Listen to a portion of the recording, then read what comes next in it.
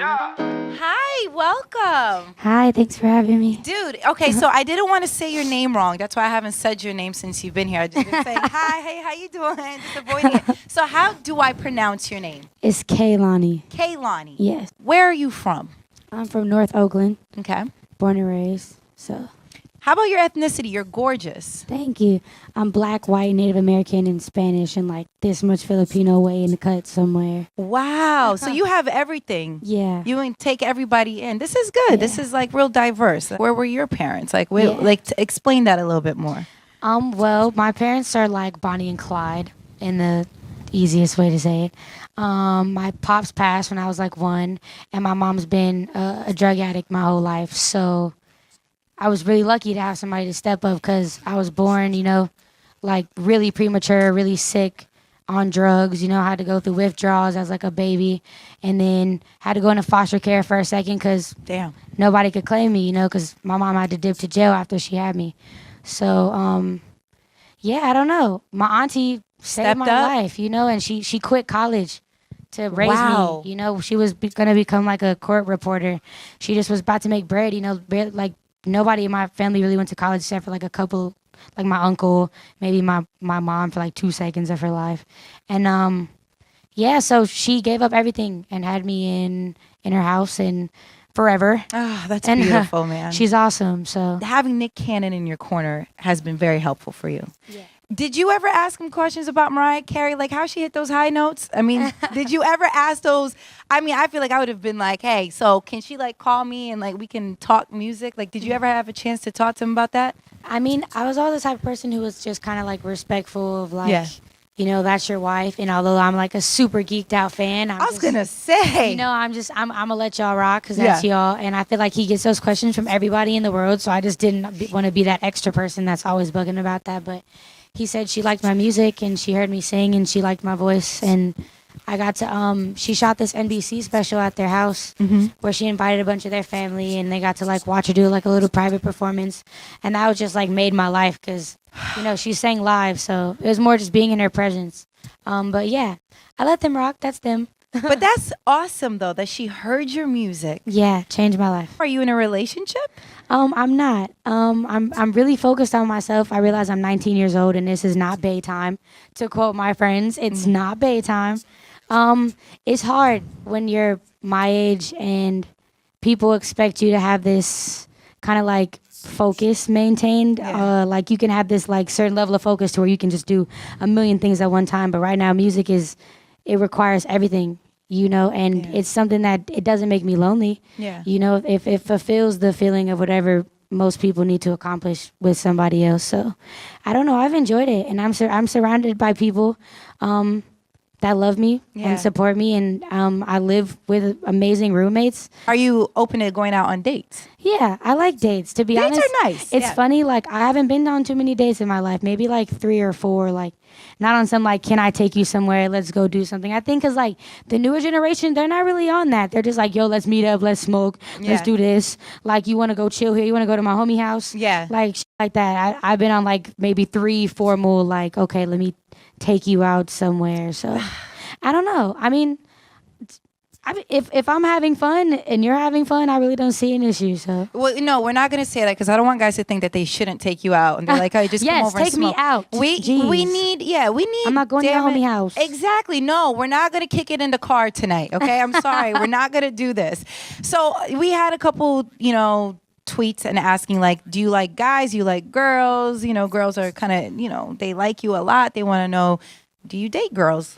Yeah, I mean, the thing is, when I say I've dated all types of humans, I literally mean all types of humans in the sense of there's many types of humans. Guys, girls, whatever. All that, the above. whatever. So, yeah, I don't really think I even see gender at this point. I don't even think too much about sex. I don't think too much about, like, looks at too much because you're lowering your standards right now. I'm Looks, not, we I'm care not. about looks. I mean, the we thing care. is, I care, but it's not about that anymore. Especially when you're coming to a point where everybody's trying to grab at you at one point, and it's like everybody's hella fine. What are you gonna do? And everybody's hella beautiful, and there's all these beautiful It's girls, all and on there's all these Instagram. beautiful So guys. much pressure. You have to like and I live in LA, man. Oh, it's so much pressure. I live in LA. the fakeness, you know? I meet all these beautiful people and then you kick it with them one day and you're just like, dude, you're boring as shit. Yes. You are boring. What can we do something like? They're on Instagram drinking protein shakes, doing squats. Right, doing Mad Fit, whatever that is. Yeah, all with Everybody's the little like cups. shake modeling. If we could put somebody together, personality-wise, what would attract you the most to them? Well, first they would have to be ridiculously hilarious. Like they would have to be so funny that they would just have me weak all the time. They would have to have confidence to where they know the security in our relationship, whatever it is, so that if I need to go on tour, you can't be tripping. You know, you got to. Do they come on tour with you? Nah, I travel with many people. I travel with 2 dancers, a videographer, a DJ, and my manager and my stylist and my tour manager. So that's a whole mob of us already. And So you couldn't fit one more? Your boo? No. I mean, if I was to have an ideal relationship anytime soon, what I always say, this little my quote every time, it would have to be someone either booming like above me to where they just get it and it's no questions and it's okay. I'm doing my shit, you're doing your shit. We can fly to each other, we can link up like that.